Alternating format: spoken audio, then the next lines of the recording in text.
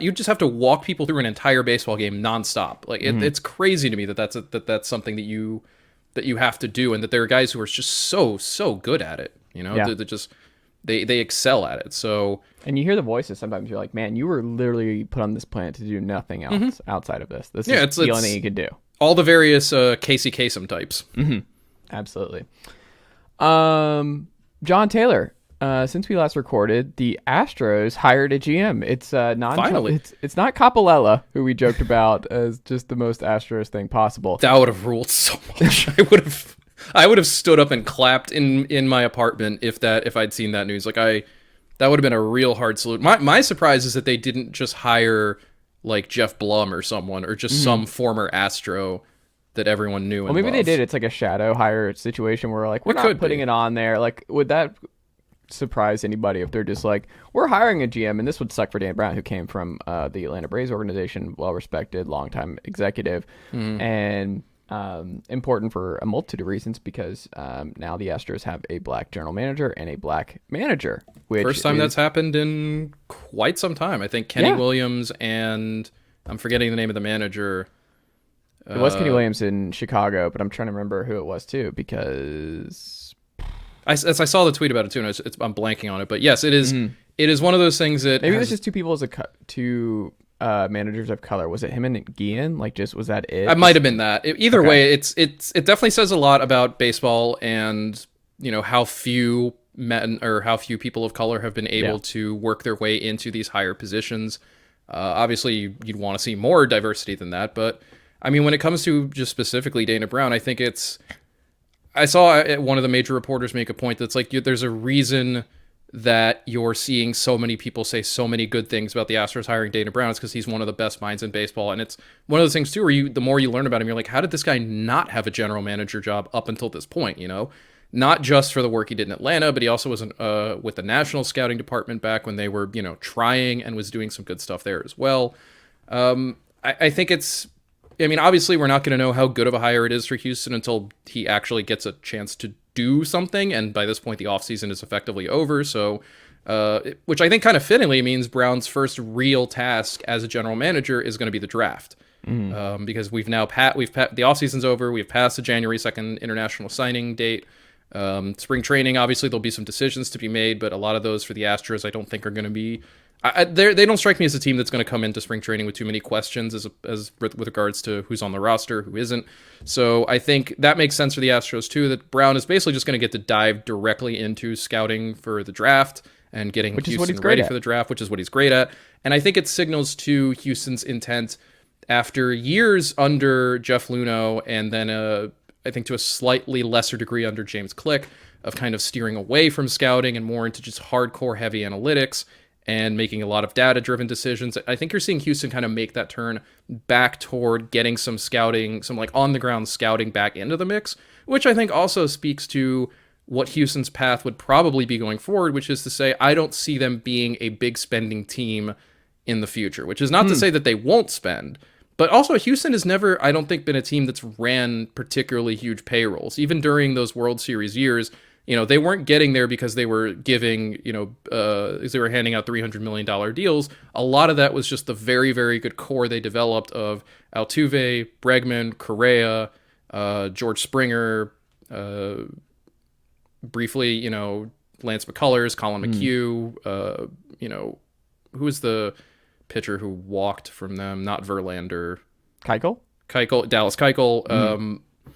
I think it's probably, I think hiring Brown kind of signals a continuation in that regard. And I think also it probably points to Houston wanting to embrace that Atlanta model of let's develop these guys. And the moment they're up and the moment it looks like, okay, we actually have something, give them an offer. Just give them a big offer so that they can stay and we can build a core. Because if there's one thing with Houston is that core, that core stuck together for pretty long. I mean, Springer didn't leave until, I believe, after the 2019 season. Obviously, they held on to Correa until after the 2020 season. Bregman and Altuve are still there for the long term. But I think there's probably an emphasis there on, hey, we had such a good run with this core that we were able to lock them up, and Yordan Alvarez is now part of that too, locking him up long term. That let's just keep that going. There's no reason to kind of change that. And I think in that sense, Dana Brown, I don't really think that there's going to be much of a change in the way Houston operates, if only because I don't really see, why they would choose to. I think you would have expected changes if Jim Crane had kind of gone pick someone out of left field, if he had just done something like new general manager Jeff Bagwell. I think that would be the point where you kind of worry about Houston and you're like, what's going on here? That is not a move that you make. You mentioned Jeff Bagwell. He was mentioned in some stuff I was looking up with him. Astros new GM Dana Brown said on Astro Line that Craig Biggio, Jeff Bagwell, and Dusty Baker were all instrumental in him coming to Houston.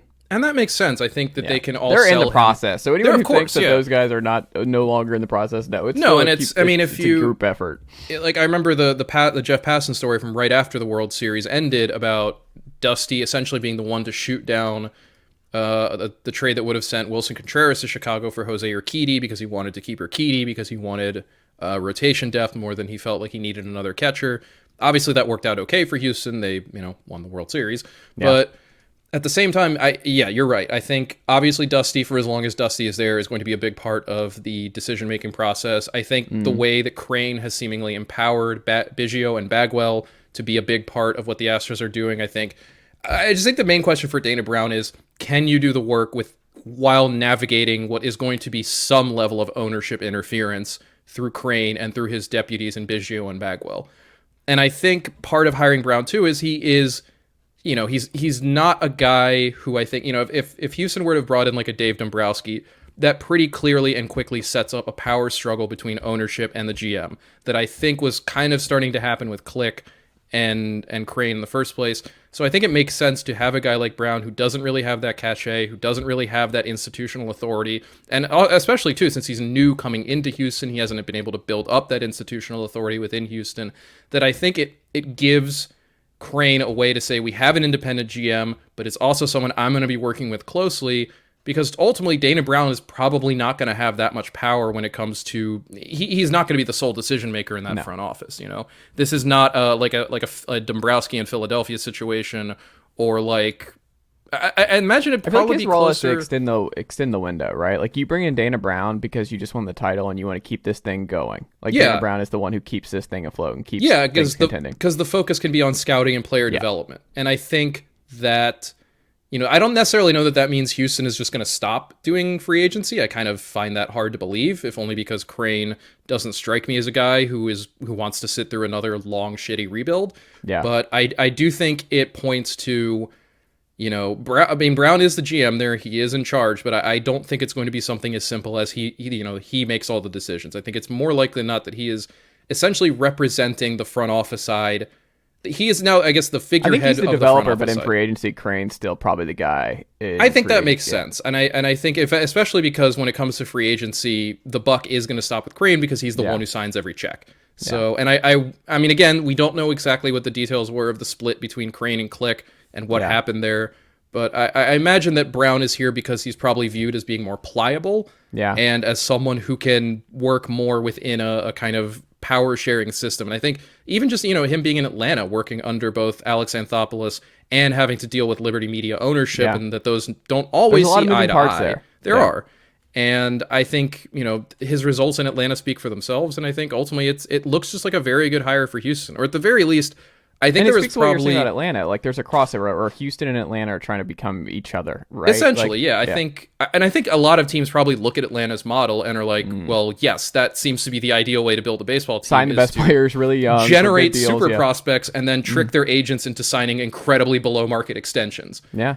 I don't know. Dana Brown's a good option for that, right? Like, to identify those early players, get them in there, and he drafts well, and he's just really, really good at judging talent and working with the guys, and like the Kyle Tuckers of the world. Like, he's already talked about extending Tucker, Framber Valdez, and Christian Javier. And those are now the new three big guys in Houston who now that now that Correa's gone, and now that Bregman and Altuve are getting older, they want to start transitioning to that new group.